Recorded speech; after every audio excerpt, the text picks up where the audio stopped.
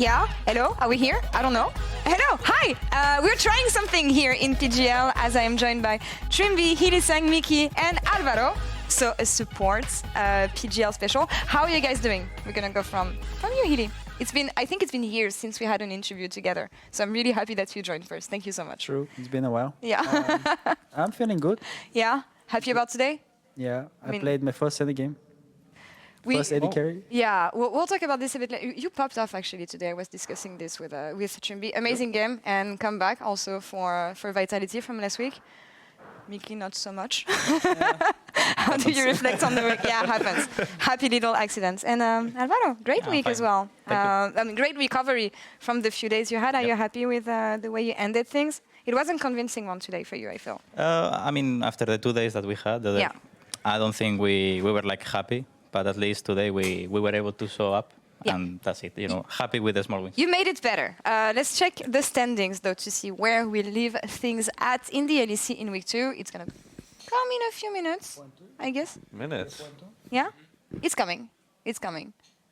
I guess G2 is not... It's coming on the wall. Yay! Okay. So we started the day with G2 Esports being first and followed by BDS and SK Gaming. Things changed, Trymbi. Any surprises today? I mean, BDS is first, right? Locked in. And outside of it, I would say that I think everything looks kind of standard from what we saw in week 1, maybe? I mean, for sure. I mean, the fact that Team Vitality, right, after the week 1, they got 3 wins, which is massive for them, I would say, right? Yeah. And yeah, they performed really well. And yeah, we'll see how it goes for the next week, because some of those teams will have to step up, right? I'm not sure how it's gonna be like, right, with standings, but yeah, some teams have they'll have tough moments actually for sure for next week, and it's not looking that great for some. Already the last week of best of 1 before teams qualify for playoffs. Is going so fast. We'll talk about the schedule, of course, at the end of PGL. Alvaro, you're the rookie. I want to ask you, you've been watching the LEC from outside. It's the first year you joined the league. What has been the biggest surprise for you when it comes to performances of teams? So, I mean, when I was in EMEA Masters, kind of like the finals, I was already screaming. I mean, actually, they are here, I was screaming into them, every single one of them. So it was not like a big of a surprise to come into the LEC because I already played into them. But I will say probably, I think it's like playing here in the LEC every single day, like it feels like so much better when you are coming here and winning. When you are winning, for example, a game today, it feels like so much energy, and also because it's only 9 games. Yeah. I think it has like a lot of impact, because if it was only like 18 games, maybe you can afford to lose 1 game. But I think it's also like really important that you are consistent. It's the second year you guys experiment this format, actually, the best of 1s into going straight into playoffs, into teams being kicked out. Does it feel easier this year than it was last year? I didn't pay attention, sorry. Oh, that's fine. New format. Second year you played. He was new, so it's the first time he experiments it. But for you, Hili, you were playing in the LEC last year in this new format. Does it feel easier for you? Easier? I'm not really sure. It feels better because of the stage. I really like the new changes of the stage. It feels very nice to play actually on it. Much better than the previous stage. And the format, I don't really know if it's easier. Yeah. I mean, it's pretty nice because it feels like everything goes faster. Sometimes in the old format, sometimes during the regular season, it got a bit like stale or boring when teams already qualified or teams were already eliminated. Yeah. But now it feels like more that games matter. So that's nice. We are going to fix the audio. I know it's distracting me as much as it's distracting you guys. Maybe we can do something about this. But Trymbi, you're watching, unfortunately, the LEC from the outside this time. Biggest surprise from the league so far as we wrap up week 2. I mean, as well, right, the arena, it seems like it's such a nice refreshment for everyone, I would say. Like even me, right, when I just watch and, of course, do the analyst desk, it's nice to see that there's like so much differences right now. It just feels... You can hear what we say about you guys now. It's just way better, for like others, I would say. And I think it's good right now to be as a player, coming, because especially after having this feeling their COVID time, right? When people would come back to arena, but it didn't feel the same, right? I think now with like all this refreshment, all of the new things that happen, I think for some players that were there longer than me even, I'm sure it's a nice thing to feel. A lot of new things on the Rift as well, as we noticed. I want to talk about the amount of support champions that have been played. You can watch with me, actually. A majority of Renata and Rakan. Rakan is not so successful. You guys are trying some weird stuff, honestly, for the past 2 weeks. Are you happy with everything that we've seen? I mean, it's obviously now that we saw like the 2 double support item. Yeah. I think, I don't know for you, but for me it's like not that funny. I think people will get used to it and they will find ways to counter it. But I think this week probably people were starting to try it and there were like not that many answers. But yeah, I mean, I think you can still play things into it or you can also counter it playing it as well. But we will see. Yeah, I think it's just boring because you just like have to farm. You can't trade. Yes. It's so boring. That's actually true, yeah. I want to fight, but yeah, whatever. Because it looks fun from the outside. Go ahead. They change it, no? They change it next patch? Yeah. They said they want to remove it like completely, so it's not a But thing it's for anymore. best of 3s already. Yeah. So One more really? week on this. That's the next week is going to be still this one. So Yeah, I mean, at least, you know, for best of 3s, you have a bit. I mean, that's what at least was said, right? That they want to change it. That is not everything. I think that's what it was in the Freaks video. That's what I remember. But I'm not sure what's the actual plan. Well, we'll see for our players. One more week of this, unfortunately. Healy, you were saying that you got to play AD carry today. Yeah, my first AD carry. Yeah, ever? No. Yeah, I mean, I don't think I've played AD carry before. I guess. On stage? No, I don't okay, think so. but Ashe, when I play Ashe, I feel like I'm a mosquito, you know? Like I'm just... I'm shooting just arrows like slowing them down and giving vision. But when I'm playing Senna, I feel like I'm like the Nexus laser, you know? They come to me like... It's one shot. You had some things to say about Senna's build, I think, during the game. I mean, overall, I'm exposing you completely right now. I mean, because normally, right, people rush swiftness just so you can actually trade a bit easier, right, with the movement speed. You actually, I think you had so much gold, you like skipped boots and you went instantly for Ambergrave, which I don't think I saw for like actually years now, because everyone just goes.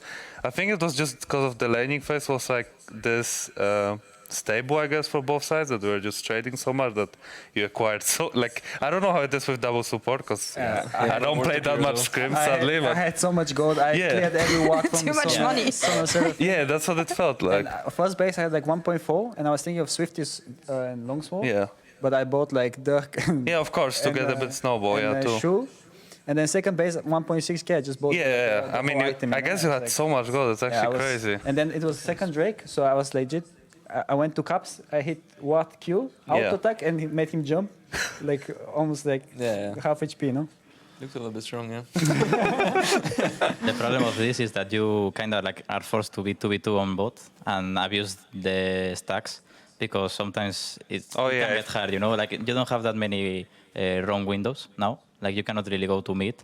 You need to be really careful with this. So I think if you really get good on this, it can be like problematic if you really play it well, because I don't think any of us is playing it on his best moment. There is a lot of details. There is a lot of things that you to this specific, especially, I mean, you played also Nyla, so you're kind of also like forced even more to stay on bot to actually get the XP and stuff. But yeah, I mean, it's a bit weird to like look at it, right? Because like this support item meta kind of changes a little bit how we thought like it would be at first, with like all of the map changes, maybe like team fights being a bit like more about like the positions, right? Now it's like we're just kind of camping on bot lane until our AD carry will actually get the support item, and then we're just praying whoever will deal more damage, because in the game right now there is a lot of damage.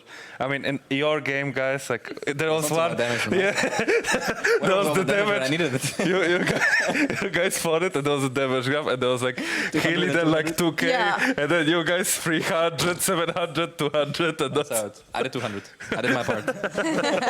I was here, guys. All good. Oh my God. Flash Sona ulted was once. Yeah. I tried. Oh, nice. Perfect. It's fixed. Thank you. Thank you so much. You briefly mentioned the map and the map changes. And I would thought it would impact bot lane more, but it didn't impact it quite as much as I thought it would. When it comes to vision setups and gank windows and everything. For instance, if we talk about the Mad Lions games, they're just like diving when yeah, but enemies that's on a top you side. thing, honestly. diving like this, I feel. I mean, me, for example, I think it kind of like impact, or especially if you are playing red side, I think you are more vulnerable. And also what I think is that now that we are playing the double item on Bolden, I think it also changes the fact that there is 8 wards in the game. Because usually only the support has the wards, like the invisible wards, so you can track where he is and everything. But now you need to really keep an eye on that. Maybe also the ADC can put a TP flank or something, and now there is like even more vision, and you need to be really careful with the sweeper. So I think it's like an impact, and that's it. You know, that's the funny part, that you can still like grow and improve a lot.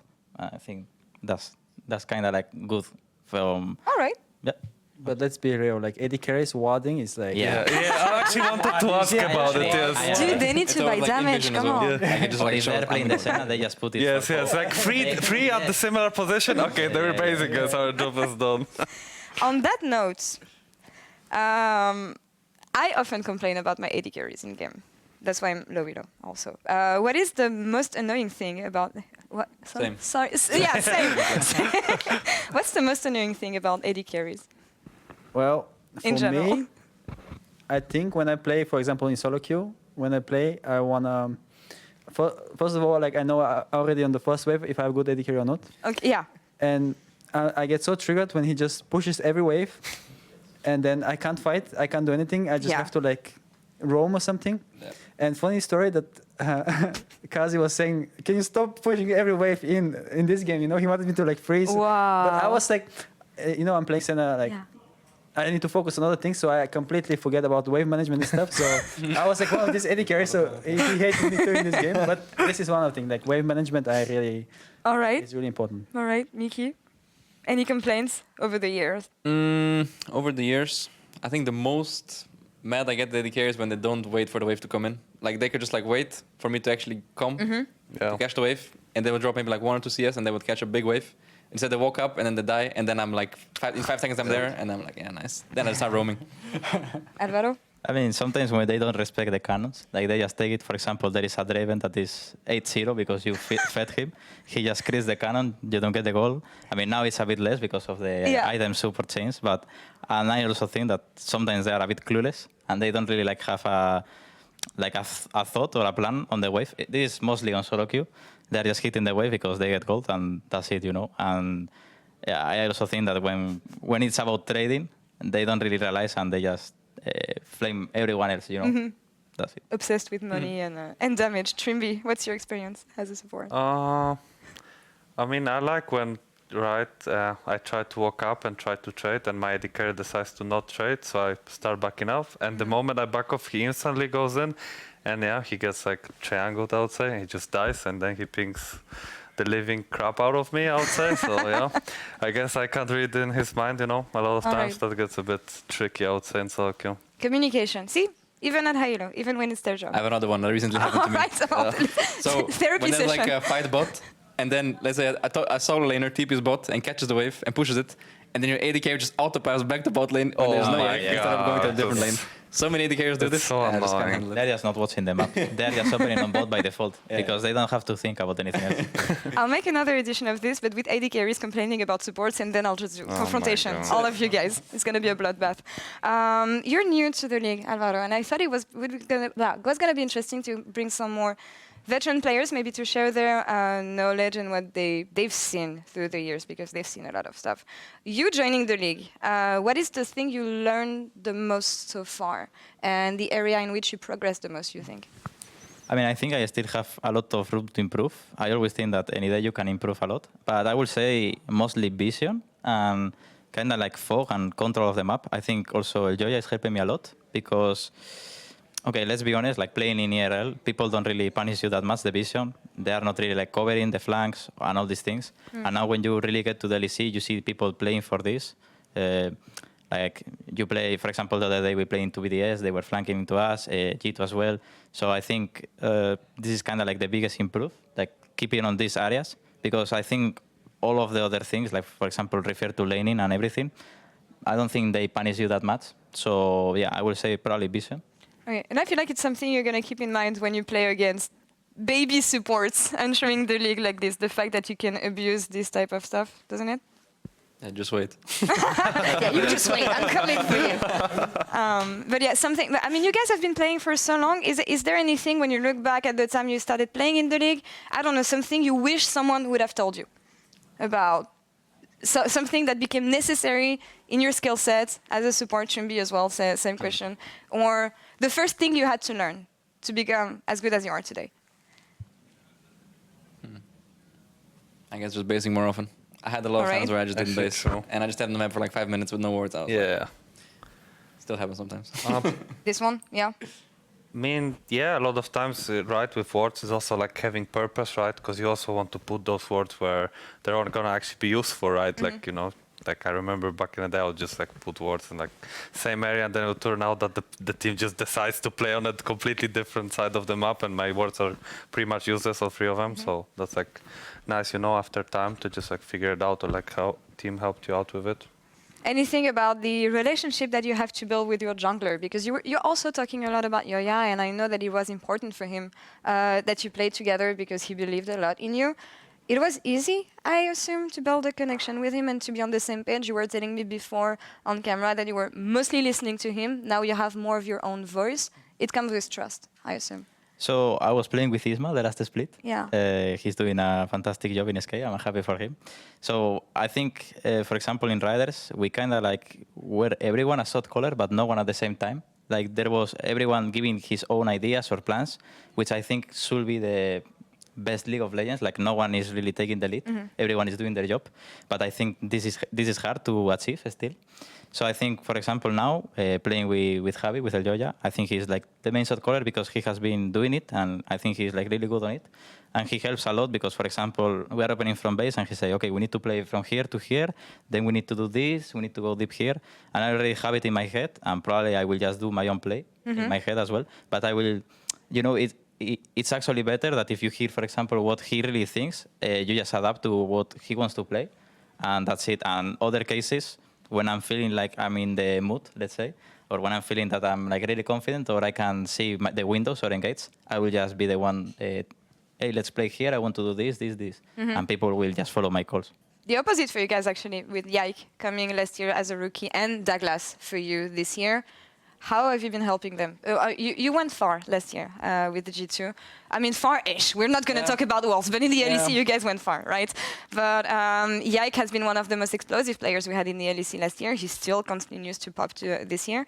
Tell me about the connection you built with him, because I mean, similarly to Yoya, I feel like he's a very singular player in the playstyle and champions that he brings, and we know exactly what made you good. So for me, it's a working system, but I'm curious as to how and why it works so well. And usually when Yike pops off, usually because I micromanage him. Oh, all right, the puppet master. You know, yeah, okay. But no, I'm not sure if I necessarily like talk to him too much about like jungle stuff. I think we just talk to him as a team, like how to play it together. Hans talks to him a lot as well about like what he wants to do with botlane specifically. Okay. Yeah, I think I'm not the guy. No, I'm not that guy. I had a discussion with VTO actually and Douglas, and they were telling me basically that he's gonna go in. Anyway, it's on you to either follow him or let him die alone. It is true. I'm just wondering how but honestly, and that's why I was talking about trust in the sense that I think it comes with trust to follow you on this crazy plays that you make because you're not making them out of nowhere. You have an idea, usually, when you jump in. How do you make sure that your teammates are going to trust you, really?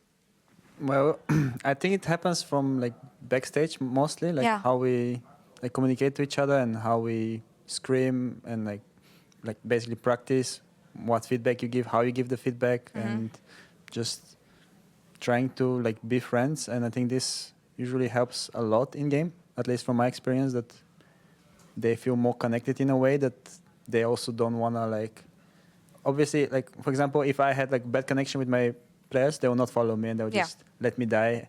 And that sucks for me, you know? So I have to like put the effort and build connection with all my teammates so they can help me out in game as well, so I can play my way. You need to build the trust on the players and also on yourself. And just something that happened, for example, is that we were losing a bit of confidence sometimes when the things were going wrong.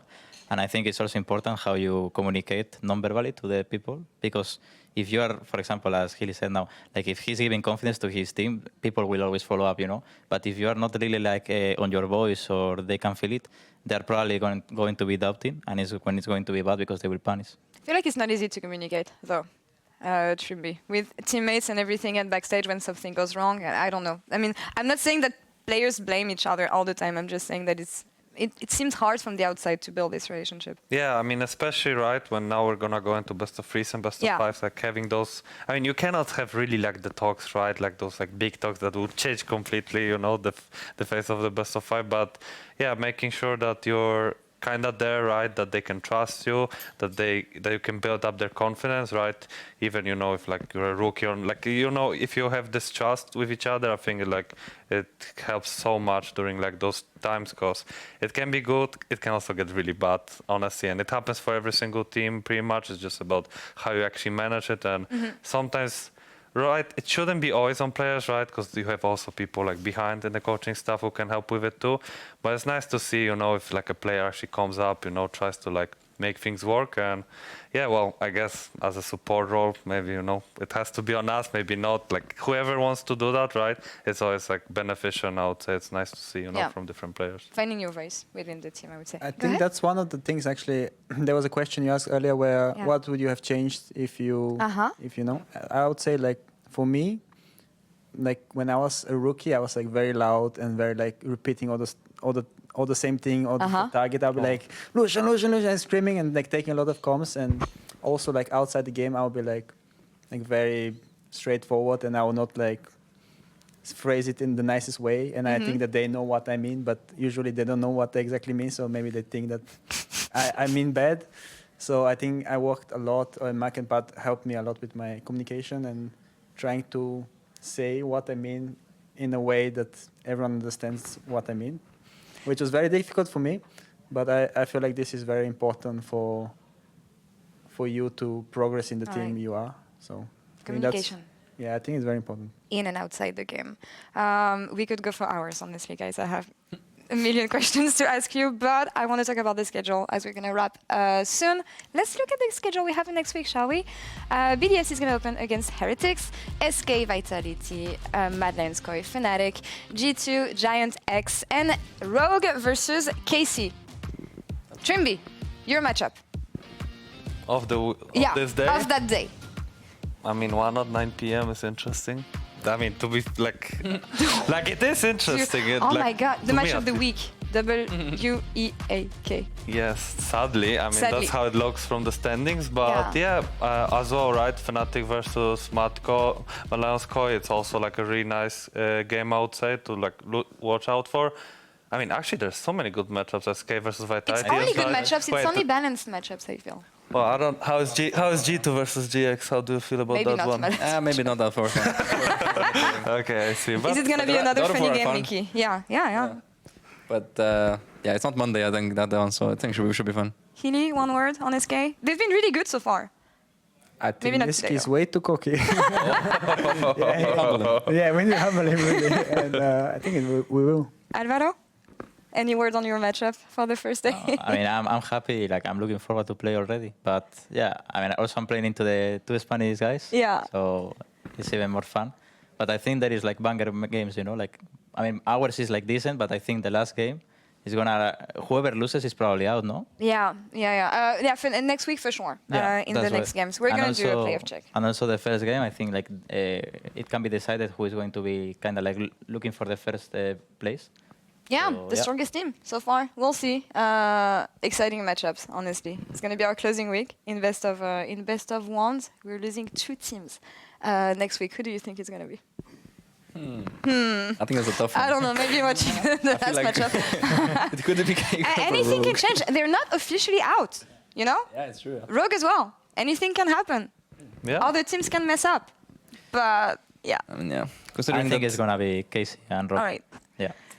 Don't underestimate Rogue, but I mean, it's looking tough, right? But I mean, I know Comp, I know Larsen, I know they can do well, and I know they can step up when it matters. Especially last year, I would say, even in Koi, right? I think we were like 2 times 8th, and it was getting close towards the last week. So, right, I believe in those and Freddy in the coaching position. But then, you know, as well, like who I guess Dennis GX, who would, you know, be like the 9th, and not sure if that happens too. We would need to see like the scheduling right and everything. I think Giants needs to play into Rogue, and so Rogue can They're play. also playing Rogue, They play Casey and Giants, so Rogue can save themselves, I think. Actually, that will be an interesting week then for them. There is hope, and we will end on that note of hope. Guys, thank you so much. It's been a pleasure Thank you. having you all talking about support. Thanks again for playing Zyra, finally.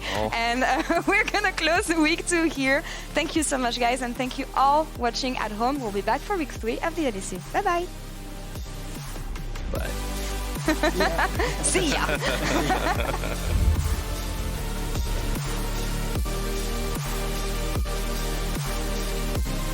Greedy. I mean, he's just walked away from this. Niski's in the brush. Audacious charge. Oh, he shouldn't be dying here, but he won't. Niski and Isma. We ask questions about this duo. What? That's crazy! that was... Go on, Betty. Go explain it. Nah. I'll go on flank, Can't fight. Let's go forward. No way to SK lose this. Oh, they do! But Nukesen! Pop goes the weasel. Never mind. The Ents go marching. Humanoid twisted advance. And Way might be debuting in the LEC. But he's about to debut with his death. Over to first blood for Jackies. Realised he could get dived. Ooh, see? Nice damage. Execution passive. Close flash. Razork, that was clean. You need a severing bolt. Odoamne dodges away and puts him back in though. Humanoid's still chasing him. Hang on a minute. Finds him.